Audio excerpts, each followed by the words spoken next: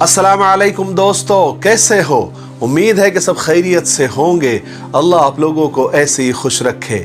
सरकार दो आलम सल्लल्लाहु अलैहि वसल्लम की पूरी जिंदगी पर बनने वाली वीडियो सीरीज, ये उसका छठा हिस्सा यानी पार्ट 6 है। थोड़ा हम रिकैप कर लेते हैं कि हमने पांचवें हिस्से में क्या सुना। हमने पांचवें हिस्से में सुना कि आपके पैदाइश से पहले और पैदाइश के बाद कितने अजीब अजीब वाकयात हुए।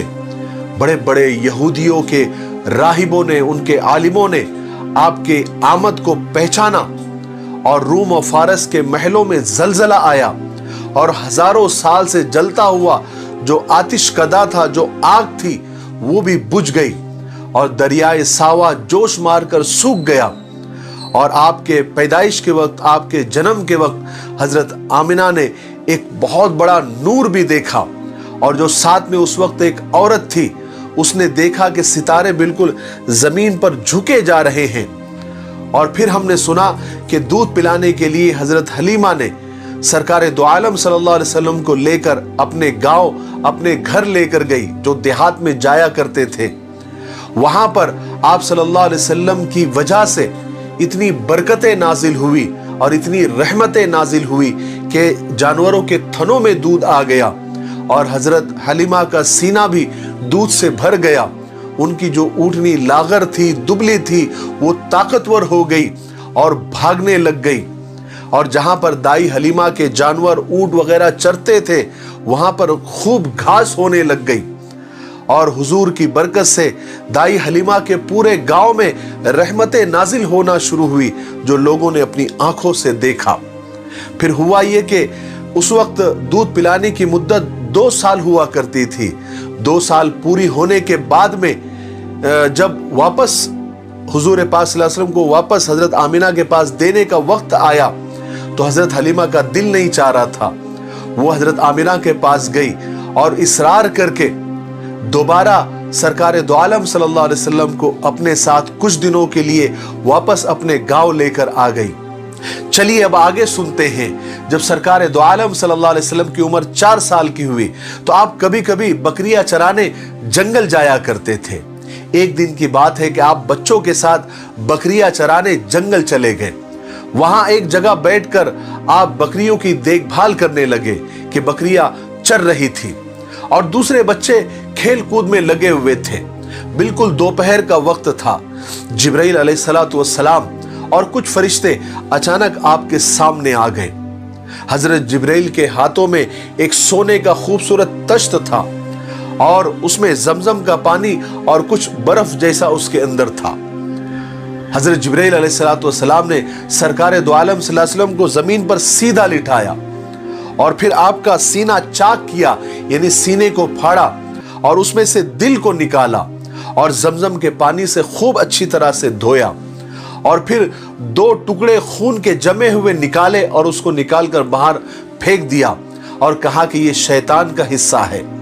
और दिल को उस सोने के तश में डालकर अच्छे से धोने के बाद फिर उसको अपनी जगह पर, अपने मकाम पर रख दिया और फिर सीने को बंद कर दिया और उस पर अल्लाह के हुक्म से हाथ फेरा, तो वो सीना जैसे कि वैसा हो गया जैसे वो पहले था। रिवायात में आता है कि दिल को इसलिए धोया गया कि दिल में जो गुनाहों के मादे होते हैं, उससे बिल्कुल हुजूर का दिल पाक हो जाए और कोई गुनाहों का नामो निशान भी बाकी ना रह जाए। और जमजम और बर्फ से इसलिए धोया गया कि गुनाहों का मिजाज गर्म होता है, इसलिए वो माद्दे मासियत यानी जो गुनाहों का मादा होता है, उसको ठंडा करने के लिए, उसको बुझाने के लिए बर्फ का इस्तेमाल किया गया, ताकि गुनाहों की हरारत और उसकी गर्मी का भी नामो निशान बाकी ना रहे। जब दूसरे बच्चों ने ये सब मंजर देखा तो वो तो डर गए, सहम गए। सब दौड़ते हुए, घबराते हुए दाई हलीमा के पास पहुंचे और बच्चों ने जाकर बताया कि किसी ने मोहम्मद को कत्ल कर दिया। दाई हलीमा ये सुनते ही बदहवास होकर हुजूर के पास दौड़ते हुए आई, तो देखा कि आप जंगल में डरे डरे, सहमे सहमे खड़े हैं और पसीने से शराबोर है। दाई हलीमा के शौहर ने एकदम से आपको अपने सीने से लगाया, चुमकारा और पूछा कि क्या हुआ मोहम्मद, क्या हुआ था? तो सरकार दो आलम सल्लल्लाहु अलैहि वसल्लम ने बताया कि 2 लोग मेरे पास आए थे, उन्होंने मुझे पकड़कर सीधा लिटाया और मेरे सीने को चाक किया, अंदर से कुछ निकाला, उसको धोया, दोबारा अंदर रख दिया और फिर सीना जैसे के वैसे करके वो लोग चले गए। इस वाक़े ने दाई हलीमा और उनके शौहर को बिल्कुल डरा दिया। वो घबरा गए और उनको ऐसा लगा कि कहीं आगे चल के ऐसा कोई वाक़या और ना हो जाए और मोहम्मद को नुकसान ना हो जाए। इसलिए हिफाजत को ध्यान में रखते हुए हजरत हलीमा और उनके शौहर ने सरकार दो आलम सल्लल्लाहु अलैहि वसल्लम को मक्का लेकर आ गए और हजरत आमिना के सुपुर्द कर दिया, उनके हवाले कर दिया।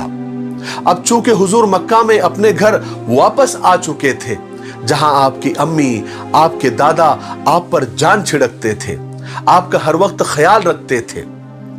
फिर जब आपकी उम्र 6 साल हुई तो एक दफा का वाकया है कि हजरत आमिना आपको साथ लेकर यस्रिब गई। यस्रिब ये मदीना का पुराना नाम है और आपके साथ में आपकी बांदी उम्मे ऐमन भी थी और यस्रिब में हजरत आमिना का ननियाल था। वहां पर हजरत आमिना 1 महीना ठहरी। यस्रिब में कुछ यहूदी आलिमों ने जब आपको देखा तो आपके बारे में नई नई खबरें देने लगे और जल्दी ही ये खबर सारे यस्रिब में फैल गई। यहूदियों की जमातें आपको देखने के लिए आने लगी क्योंकि यहूदियों के पास आसमानी किताबें थी और उन किताबों में हुजूर पाक सल्लल्लाहु अलैहि वसल्लम की आने की निशानियां सारी की सारी साफ साफ लिखी हुई थी और आखिरी नबी आने की खबर भी उसमें साफ साफ लिखी हुई थी और बहुत सारी पेशन गोइया और बहुत सारी निशानियां बताई गई थी। तो जब वो यहूदी या उनके आलिम जब देखते थे हुजूर को तो पहचान लेते थे।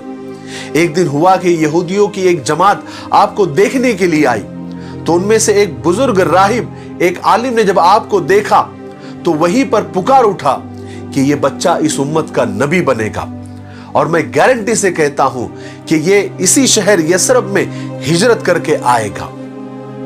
बहरहाल फिर 1 महीना ठहर कर बीबी आमिना यस्रब से मक्का के लिए रवाना हुई, मगर यस्रब से जब वो चलकर मकाम अबुआ पर पहुंची जहां पर उनके शौहर यानी सरकार दो आलम सल्लल्लाहु अलैहि वसल्लम के अब्बा जनाब अब्दुल्लाह की कब्र थी, तो वहां ठहर गई। क्या ठहरना पड़ा।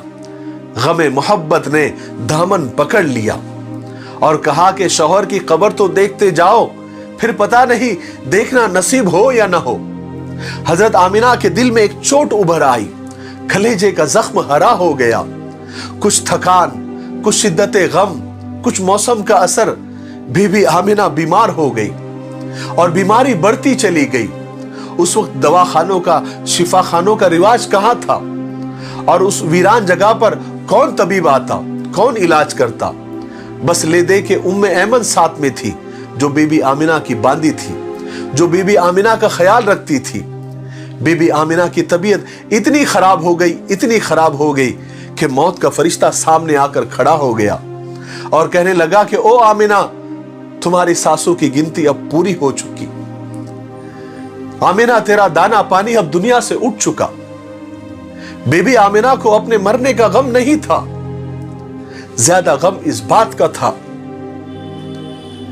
कि मेरे बाद मेरे दिल के टुकड़े मोहम्मद का क्या होगा, उसकी खबरगिरी कौन करेगा। पैदा होने से पहले बाप का साया उठ गया, अब कुछ होश संभाला तो मां के सामने मौत खड़ी है। दुनिया में हर बच्चे को मां बाप का ही सहारा होता है, उन्हीं की शफकत के सहारे बच्चे परवान चढ़ते हैं। रिश्तेदार भले ही कितने ही अच्छे हो, लेकिन मां बाप की मोहब्बत भला कहां पैदा होती है। यही गम बीबी आमिना को मरते मरते खाए जा रहा था। उम्मे ऐमन बीबी आमिना को तसल्ली देती, ढारस बंधाती, हौसला देती और कहती कि ए उम्मे मोहम्मद, ए मोहम्मद की मां, तुम फिक्र मत करो, तुम ज्यादा परेशान मत हो, थोड़ी सी बीमारी है, 2-4 दिन में तुम ठीक हो जाओगी। लेकिन उम्मे ऐमन को क्या पता था कि कुदरत को कुछ और ही मंजूर है। खुदा वो साचा ही तोड़ देना चाहता था जिस साचे में मोहम्मद को बनाया था, ताकि फिर उस जैसा कोई ना हो। बीबी आमिना की तबीयत बिगड़ती चली गई। बीबी आमिना ने अपने जिगर के टुकड़े मोहम्मद के सर पर हाथ फेरा और वही आखिरी हाथ था। कुछ कहना चाहा, लेकिन बीमारी की शिद्दत ने इजाजत नहीं दी। दो चार करवटें ली और नन्हे मोहम्मद परदेश में बिन मां के रह गए। और वही मकाम अबुआ पर जहां पर 7 साल पहले जनाबे अब्दुल्ला दफन हुए थे, वहीं पर बीबी आमिना भी दफन हो गई। सरकार दो आलम सल्लल्लाहु अलैहि वसल्लम ने होश के जमाने में यह पहला इतना बड़ा हादिसा देखा, वो भी इतना अलमनाक, इतना दर्दनाक। मां के हमेशा की जुदाई, वो भी कहां, परदेश में, रिश्तेदारों से दूर, बेकसी और नाआशनाई की मौत। ये मौत अगर मक्का में होती तो सैकड़ों लोग मैयत में आ जाते, घर घर से रोने वालियां आ जाती, मगर यहां उम्मे ऐमन और सरकार दो आलम के अलावा कोई आंसू बहाने वाला नहीं था। आज के लिए इतना काफी है, क्योंकि वीडियो काफी लंबा हो रहा है। हम 7वें हिस्से में आपको बताएंगे कि सरकार दो आलम सल्लल्लाहु अलैहि वसल्लम पर बचपन में ही कितने गमों के पहाड़ उन पर टूटे, लेकिन आपने सब्र किया और कयामत तक आने वाले इंसानों को यह दर्स दिया कि मुसीबतों से, परेशानियों से घबराए नहीं, क्योंकि वो अल्लाह ही देता है और सब्र भी अल्लाह ही देता है, और सब्र के बदले में जन्नत भी अल्लाह ही देता है, और सब्र करने वालों के साथ अल्लाह होते हैं। और इसके आगे के वाकयात हम 7वें हिस्से में आपको बताएंगे। तब तक आप थोड़ा सा इंतजार करें। तब तक मेरे लिए, पूरी उम्मत के लिए और पूरी इंसानियत के लिए खैर और भलाई की दुआ करते रहें। अस्सलामु अलैकुम व रहमतुल्लाहि व बरकातहू।